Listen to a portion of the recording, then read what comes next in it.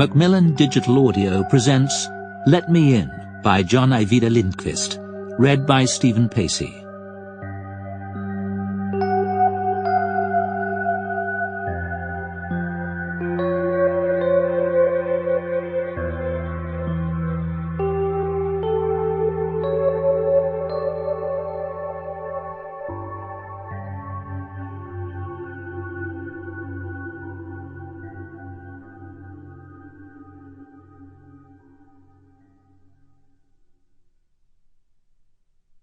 The location.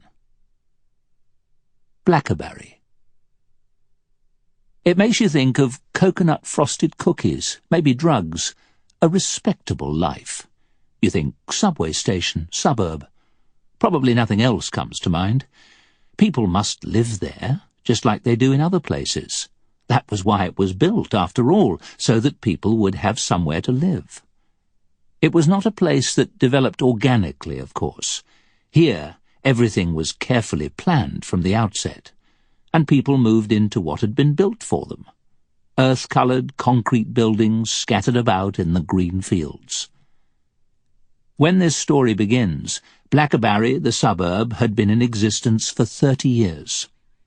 One could imagine that it had fostered a pioneer spirit, the Mayflower, an unknown land. Yes, one can imagine all those empty buildings waiting for their occupants.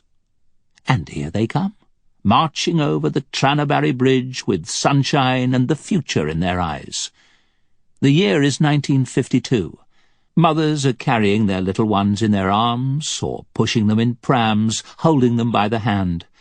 Fathers are not carrying picks and shovels, but kitchen appliances and functional furniture. They're probably singing something. The Internationale, perhaps, or We Come Unto Jerusalem, depending on their predilection. It is big, it is new, it is modern. But that wasn't the way it was. They came on the subway, or in cars, moving vans, one by one, filtered into the finished apartments with their things, sorted their possessions into the measured cubbies and shelves, placed the furniture in formation on the cork floor, bought new things to fill the gaps. When they were done, they lifted their eyes and gazed out onto this land that had been given unto them, walked out of their doors, and found that all the land had been claimed. Might as well adjust oneself to how things were. There was a town centre. There were spacious playgrounds allotted to children, large green spaces around the corner. There were many pedestrian-only walking paths. A good place. That's what people said to each other over the kitchen table a month or so after they had moved in. It's a good place we've come to. Only one thing was missing: a past. At school, the children didn't get to do any special projects about Blackeberg's history because there wasn't one. That is to say, there was something about an old mill, a tobacco king, some strange old buildings down by the water. But that was a long time ago and without any connection to the present. Where the three-storied apartment buildings now stood, there had been only forest before.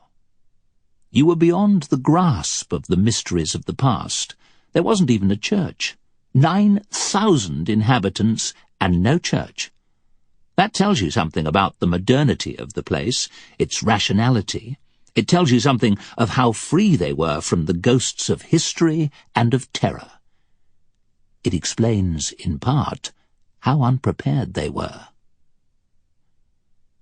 No one saw them move in. In December, when the police finally managed to track down the driver of the moving truck, he didn't have much to tell. In his records, he had only noted 18th of October, Norrköping, Blackeberg, Stockholm. He recalled that it was a father and daughter, a pretty girl. Oh, and another thing. They had almost no furniture. A couch, an armchair, maybe a bed. An easy job, really.